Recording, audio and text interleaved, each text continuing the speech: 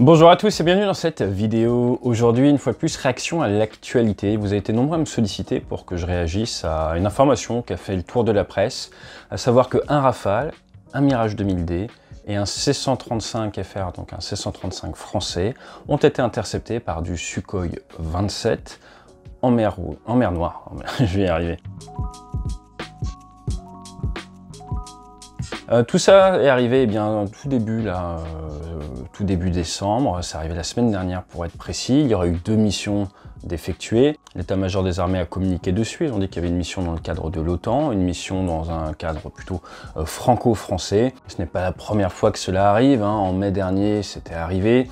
Vous avez également des C-160 Gabriel, les transals de guerre électronique qui ont déjà été interceptés, et c'est une grande tradition aéronautique que de voir ces avions de renseignement se faire intercepter. Ce que je vous propose aujourd'hui, c'est de réagir un tout petit peu à ça et surtout d'élargir la réflexion, parce que j'en ai déjà parlé, hein. Si vous tapez AT interception ou interception avion de chasse, je vous explique tout sur les interceptions, du pourquoi, du comment. Je vais vous dire que c'est complètement légal des deux côtés, que dans ce cas-là, ça s'est très bien passé, d'un point de vue très professionnel. Personne n'a fait quoi que ce soit d'interdit ou d'illégal ou de mal, donc c'est vraiment une interception entre professionnels dans les eaux internationales. Chacun est dans son bon droit, il n'y a absolument aucun souci de ce côté-là. Au contraire, ne soyez pas inquiets, ça prouve que tout le monde sait travailler intelligemment et que les opérationnels ont été bien briefés, que les hommes politiques ont donné les bonnes consignes et qu'il n'y a aucune escalade. Donc ça, ce que je vais faire dans un premier temps, c'est juste analyser, parler un tout petit peu des vidéos. Ensuite, derrière, nous allons parler du RC-135 River Joint, parce que pas plus tard qu'il y a quelques jours, ils ont été envoyés. Un River Joint est parti d'Angleterre et allait survoler l'Ukraine. Ensuite, je vais vous parler un petit peu du P-8 Poseidon, parce qu'il y en a souvent qui patrouillent en mer Noire. Et tout ça, juste après le jingle.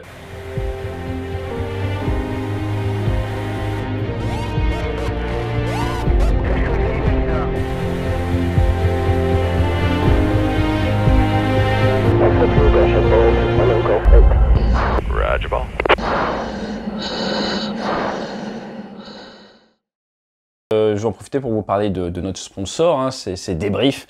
C'est mon entreprise qui fait de la formation professionnelle et de la conférence, que ce soit motivationnel, leadership, followership, l'adaptation des méthodes de l'aérien, de la communication, de la gestion de stress, et le tout, si besoin, lors d'ateliers avec de la réalité virtuelle, avec des casques de réalité virtuelle, avec des simulateurs de vol. Nous mettons vos collègues dans des situations de pilotage et de communication, de management en temps réel. C'est plus que sympa, ça fonctionne très très bien.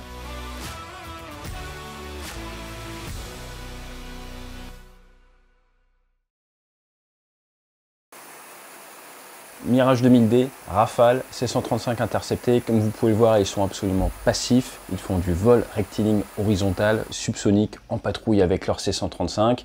L'objectif là, c'est quoi? Probablement de recueillir du renseignement avec la nacelle ASTAC, qui veut dire analyse des signaux tactiques embarqués à bord du Mirage 2000D. Mirage 2000D qui a d'ailleurs fait quelques photos de l'intercepteur. Qu'est-ce que l'on peut dire? Que le Mirage 2000D a des missiles Magic 2, missiles RR courte portée dit Fox 2, infrarouge d'autodéfense, et que le Rafale, lui, est dans une configuration qui lui permet le vol supersonique avec un bidon et avec des missiles Mika infrarouge en bout d'aile. C'est vraiment l'autoprotection de base, rien d'offensif là-dedans. On est bien au-dessous de ce qu'on pourrait emporter d'un point de vue militaire. Donc c'est juste pour montrer qu'on ne vient pas sans rien, un peu comme un policier qui se balade, qui a son arme. Il n'y a absolument aucun souci de ce côté-là.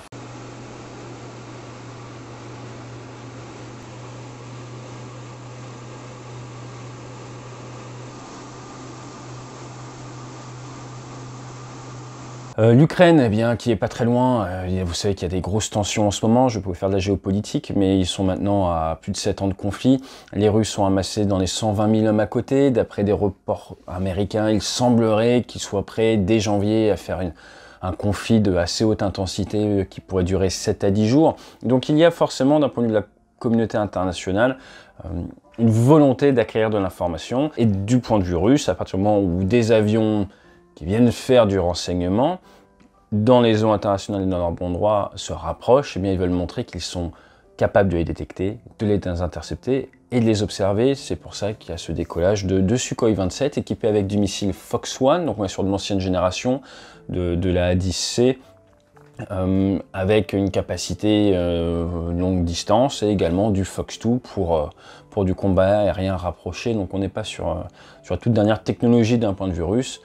Mais voilà, c'est absolument normal. Encore une fois, il n'a pas un maximum de missiles non plus. Donc tout le monde est là, tout le monde s'observe, tout le monde acknowledge, comme on dit, vient faire, et regarde, nous on est là, on reprend de l'information, et nous on vous surveille aussi, tout le monde surveille tout le monde s'observe.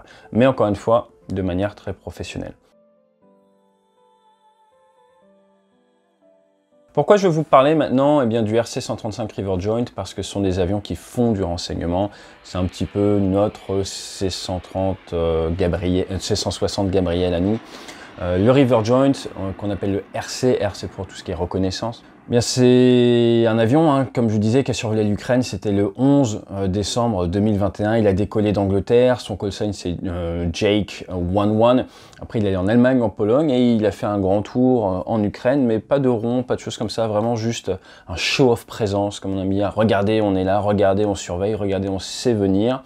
Lui, son objectif, c'est de détecter les émissions électromagnétiques, radio ou radar, de les brouiller si besoin, bref, de faire de la collecte d'informations électroniques. Premier vol de ces avions, enfin mise en service opérationnel dans les années 60, 1965, 32 ont été produits.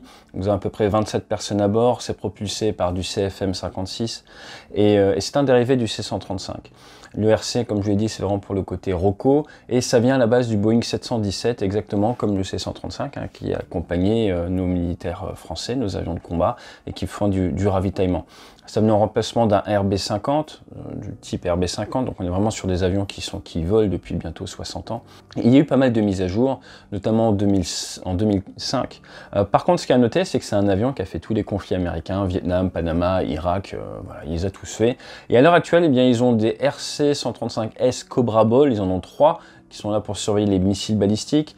Ils ont 2 RC-135U Combatant, qui eux sont vraiment spécialisés contre les radars, plutôt pour la SEAD, Suppression of Enemy Air Defense, et vous avez 17 RC-135V ou W, qu'on appelle les River Joint, qui sont spécialisés dans l'interception électronique, et il y en a d'ailleurs 3 qui ont été vendus aux Anglais aux alentours des années 2010, donc il n'y a pas que les Américains qui ont ce type d'avion. Au niveau des accidents notables, moi je voudrais vous parler de celui qui est arrivé en 1969. Eh bien, à ce moment-là, l'avion était quasi tout neuf. Il y a un avion qui avait subi de grosses turbulences du côté de l'Alaska, parce que quand ils partent d'Alaska pour aller voir les Russes, tout ça, c'est des zones où il peut y avoir de très fortes turbulences avec Air Canada ou autres. Des fois, les pilotes sont amenés à rencontrer ces fortes turbulences. Par là-bas, ça peut tabasser pas mal, notamment à cause du relief. Et donc, un avion avait été pas mal mis à mal et ils ont dit, bon, bah, on lui autorise un vol de transit. Ils retournent vers la base en Amérique, on va dire continentale, et c'est tout. Donc ils ont décollé, et au bout d'à peu près une demi-heure, le pilote a communiqué, call sign IREN 92, et à noter que IREN, c'était également un call sign qui a été repris dans la chute du Faucon Noir, et le pilote a annoncé qu'ils avaient des vibrations en vol, qu'ils ne savaient pas trop quel type d'urgence ils avaient, et l'avion a disparu. L'avion a disparu et n'a jamais été retrouvé. Il a disparu en mer, donc la mer dans le nord là, est assez dure. Ils n'ont jamais rien retrouvé. L'avion a complètement disparu, pas une trace, rien. Donc c'est un avion qui est quand même assez lourd, qui fait 56 tonnes à vide, 146 tonnes en masse max, beaucoup d'électronique, beaucoup d'équipements à bord. Voilà ce que je pouvais vous dire pour cet aéronef. Il y en a d'autres qui ont été perdus, pas forcément avec tout le monde à bord. Il y a eu des sorties de piste, il y a eu des incendies, il y a eu 2-3 soucis de vol dans la montagne également. Maintenant, je vais vous parler un petit peu du P-8A, le Poseidon de Boeing, qu'on voit régulièrement se balader du côté des océans, qu'on voit régulièrement en Asie et que l'on voit également régulièrement du côté de la mer Noire. Donc ça, c'est un programme qui a commencé à voler en 2009, opérationnel en 2013, 9 personnes à bord, beaucoup moins que sur l'autre aéronef. C'est un dérivé du 737. C'est un avion qui est dérivé du 737, qui a une vocation à faire de la PATMAR, patrouille maritime, et de la lutte ASM, anti-sous-marine. En gros, c'est le remplaçant du P3 Orion qui a fait toute la guerre froide. En France, on a par exemple l'Atlantique et derrière, on a eu de l'Atlantique 2. Il devait y en avoir 251. Au final, il y en a à peu près 130 qui ont été commandés ou qui ont été produits. Il a été vendu à l'export. Les Indiens en ont, par exemple. Vous avez l'Australie, vous avez le Royaume-Uni, la Norvège, la Nouvelle-Zélande, la Corée et même l'Allemagne aussi qui en a pour surveiller son côté maritime. Sauf dans certaines versions comme la indienne, il n'y a pas de que MAD, Magnetic Anomaly Detector, qui détecte les masses magnétiques et permet de repérer les sous-marins parce qu'il est plutôt conçu pour faire de la moyenne ou de la haute altitude. Il a été réfléchi pour travailler avec des drones de manière un petit peu à faire une plateforme qui gère une multitude de drones qui peut gérer toute la zone, mais il a également un radar, un AN/API 10 à bord. Les Américains ils disent que c'est un MMA comme le sport, un MMA pour Multi-Mission Maritime Aircraft, donc un avion maritime multimission. Il a une capacité à mettre en œuvre de l'armement, comme la plupart des avions de patrouille maritime. Et donc ils se font régulièrement intercepter parce qu'ils patrouillent, ils observent ce qui se passe, et ils ont sûrement également des capacités d'interception, un petit peu de guerre électronique forcément.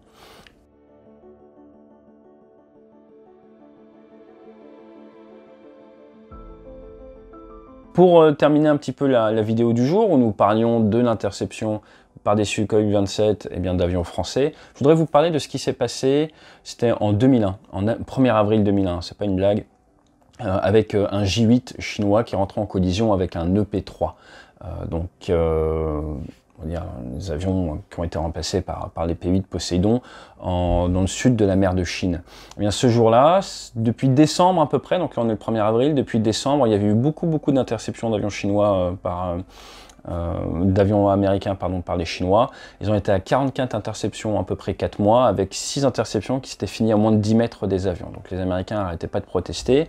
Les Chinois disaient, nous, d'accord, les eaux internationales c'est 12 nautiques, mais la zone économique exclusive là, qui va à 200 nautiques, pour nous c'est notre espace aérien également, vous avez rien à faire là les Américains. Les Américains disaient la loi internationale, le droit dit qu'on a le droit d'être là, donc on est là. Et ce jour-là, vous aviez ce P3 qui était en transit, qui se fait intercepter par des J8. Les J8 font plusieurs passages et à un moment, un des J8 eh bien, tape le P3, rentre en collision, ça détruit son J8, le pilote est tué, l'avion se retrouve en urgence, il décide, le commandant de bord, le chef de bord comme on dit dans la marine, vient de se poser en urgence à Lingshishi Airfield sur les îles de Hainan, et là eh bien, ils se posent, ils essayent de détruire un maximum d'informations sensibles classifiées à bord. Ils sont faits prisonniers, les 24 membres d'équipage, on est en 2001, faits prisonniers par les Chinois, ils seront libérés le 11, donc après 11 jours de détention, et l'avion sera restitué après avoir été démonté par les Chinois. Donc il semblerait qu'il y ait eu un peu de la fuite, de la compromission, comme on dit, sur les capacités d'interception des Américains. Et une des lessons learned, des leçons apprises lors du débriefing de tout ça, c'était que les équipages n'étaient pas assez bien formés à se débarrasser de tout ce qui était sensible si un cas comme ça devait arriver. Donc ça peut arriver, les collisions en vol. On a vu ces dernières années que les avions chinois ou russes étaient assez nerveux, assez agressifs dans leur manière de se rapprocher des avions occidentaux. Là, clairement, ce que les vidéos nous montrent et ce que l'on voit ces derniers mois, c'est que les Russes sont descendus dans l'agressivité, qui font ça de manière beaucoup plus professionnelle et qui se sont calmés à une époque. Ils faisaient des barriques. Donc vous mettez sur le côté, vous passez sur le dos autour de l'autre avion, des choses comme ça peut être vu comme assez agressif quand vous êtes l'avion intercepté. Donc là, à l'heure actuelle, on est vraiment sur des choses absolument normales et standards. En français dans le texte, si un Russe venait au large de chez nous, nous ferions exactement le même type de procédure et nous nous comporterions de la même manière. Donc voilà, j'espère que ça vous a un petit peu éclairé sur cette interception, que ça vous a un petit peu éclairé sur que sont ces avions bien, de guerre électronique, de renseignement, avec le RC-135, avec le P-8 Poséidon, et également que vous avez vu que ça peut dégénérer assez vite, que ça fait des petites crises locales, que ça se règle de manière politique derrière, mais qu'il y a quand même des morts, et que ces morts, eh bien, ce sont les pilotes, généralement ou les membres d'équipage, donc c'est des choses qu'en tant qu'opérationnel, les gens ont en tête, n'oublient pas, et du coup ça pousse tout le monde à être très professionnel. Voilà, je vous dis à très bientôt parce que le 18, eh bien, nous vous avons préparé une super vidéo sur le F-35 de plus de 30 minutes où nous allons regarder pas mal de choses. Donc je vous donne rendez-vous le 18 à 10 h sur la chaîne, et d'ici là, fly safe.